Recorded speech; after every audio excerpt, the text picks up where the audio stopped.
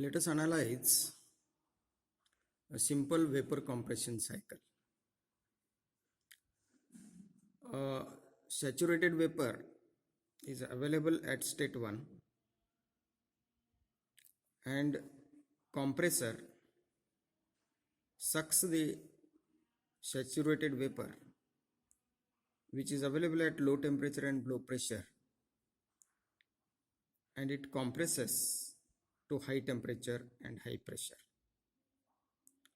This high pressure compressor refrigerant, it enters into the condenser. In the condenser, high pressure refrigerant is cooled to liquid, and in expansion valve, this high pressure liquid is expanded, that means its pressure is reduced, and then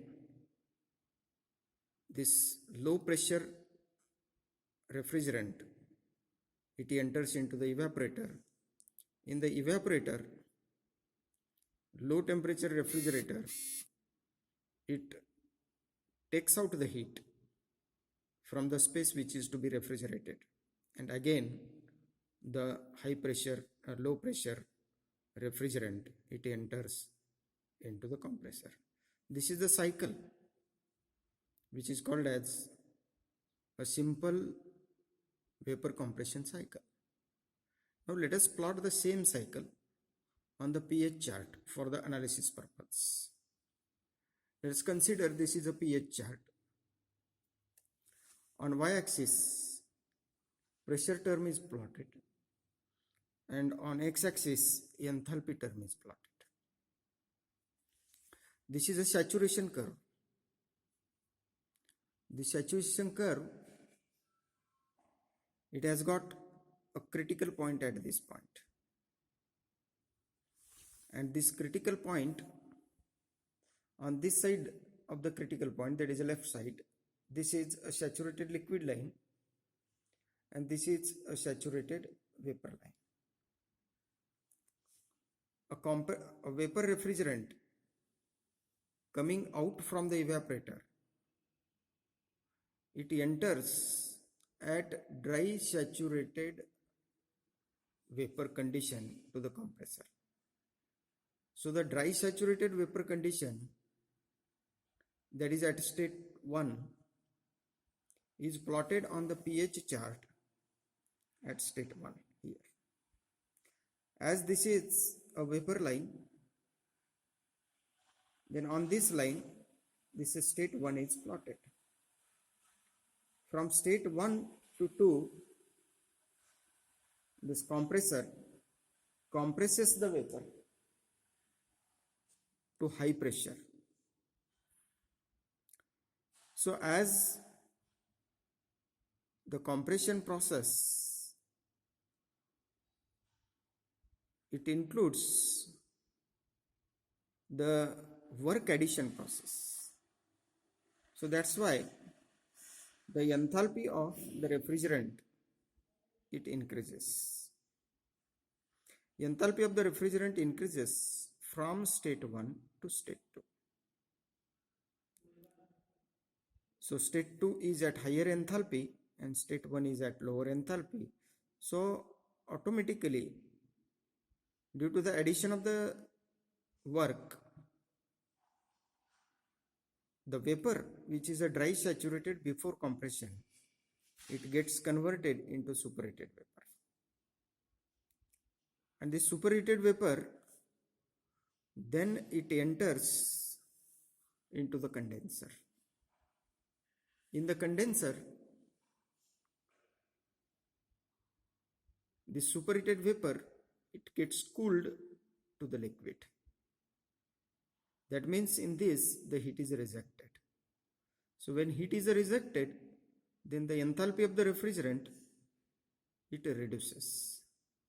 The same we can plot it on the pH chart. 2 to 3, that is condensation in the condenser. is a constant pressure process. So that's why P2 is equal to P3. But at the same time, heat is rejected. So that's why the enthalpy reduces. And then at state 3, dry saturated liquid is available at the outlet of the condenser. This dry saturated high pressure liquid is to be expanded first in the expansion valve. So here from state 3 to 4 is the expansion process in the expansion valve. So this expansion process is called as a throttling process. This throttling process is an isenthalpic process. That means enthalpy remains constant. So if enthalpy remains constant, then on pH chart, it will come as a vertical line because H3 is equal to H4. So this is isenthalpic process that is called as a throttling process. And at 4, the refrigerant, which is in the liquid plus vapor region, it enters into the evaporator. In the evaporator, the heat is added to the refrigerant. That is a Q in, we can call. Q in is the heat entering into the evaporator, and Q out is the heat going out of the condenser. And in process 1 to 2, work is entering, that is a W in. So like this, we plotted the pH chart. So from the pH chart, we will get the enthalpies. So standard pH charts for the different types of refrigerant and for the different refrigerant is available. You can take the standard refrigerant chart, pH chart, and then you can analyze the refrigeration cycle, simple vapor compression refrigeration cycle. Now from the pH chart, we can find out H1, H2, H3 and H4. So these enthalpies, they are found out from the standard pH chart.